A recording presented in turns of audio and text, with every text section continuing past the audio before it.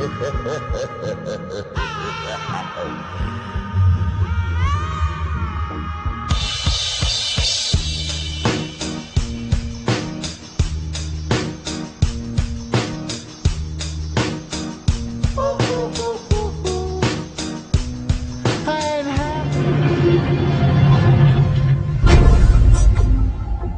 make a magical sigil, you first write down your desire or spell. You then remove all vowels and all repeating consonant letters. You then rearrange the remaining letters into an easily remembered symbol. This symbol, or sigil, contains the original spell. Sigils are often found in company logos. Every time you watch television, visit the supermarket, or walk the street, your subconscious is bombarded with sigils. In fact, you are living in one giant sigil.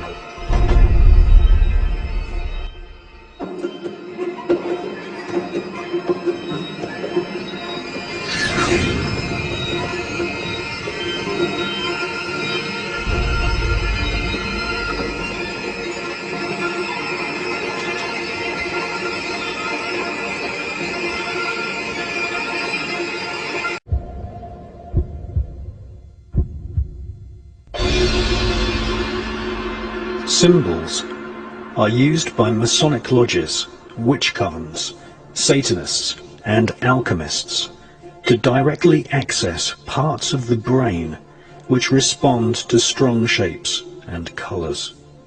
Just as the saying goes, a picture paints 1,000 words, so magical symbols can be used to convey a multi-layered message or command. The use of symbols to convey the desire or will of the magician is generally referred to as sigil magic.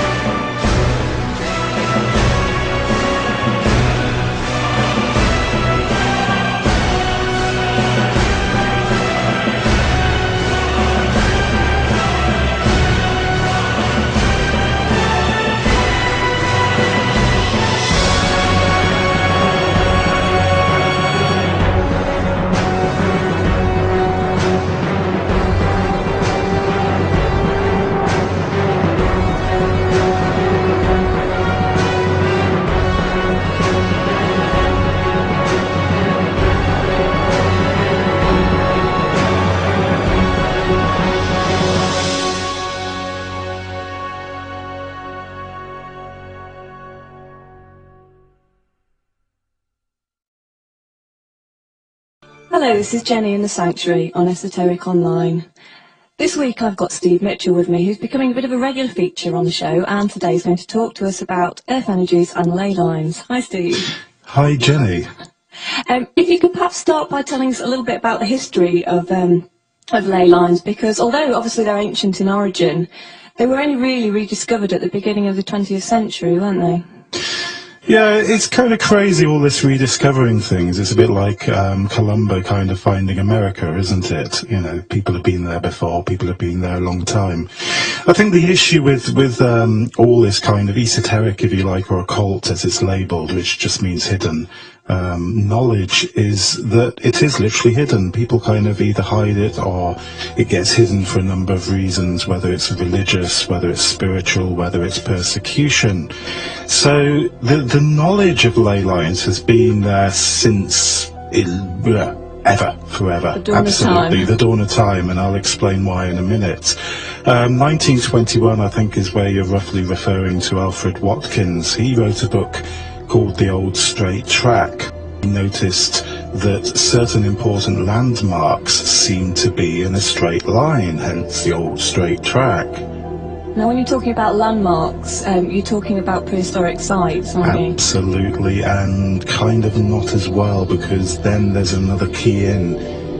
Prehistoric sites in terms of stone circles, burial mounds, cairns and so forth. Added on top of that, churches, crossroads, tracks, hills, roads, high ground. hills, high grounds. The list goes on and on. The list goes on and on, really, yeah, absolutely.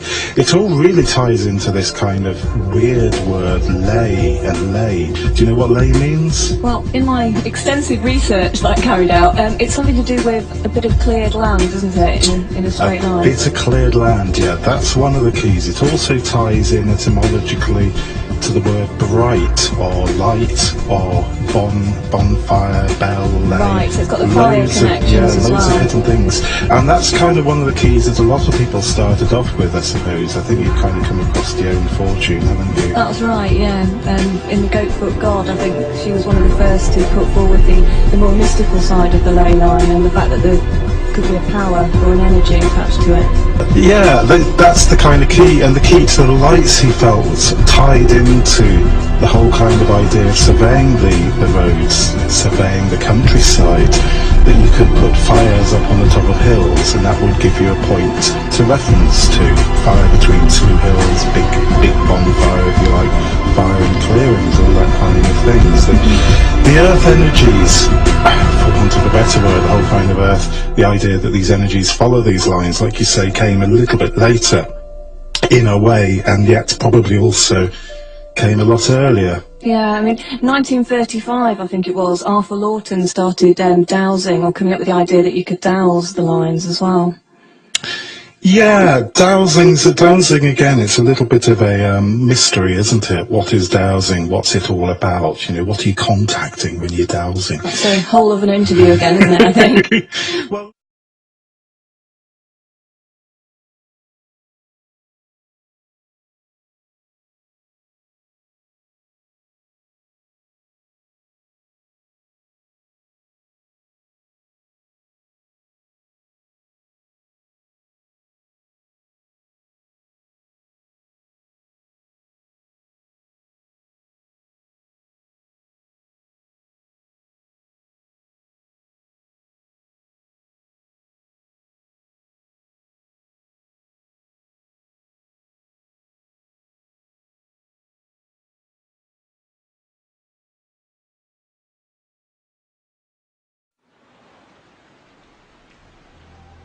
What am I supposed to do?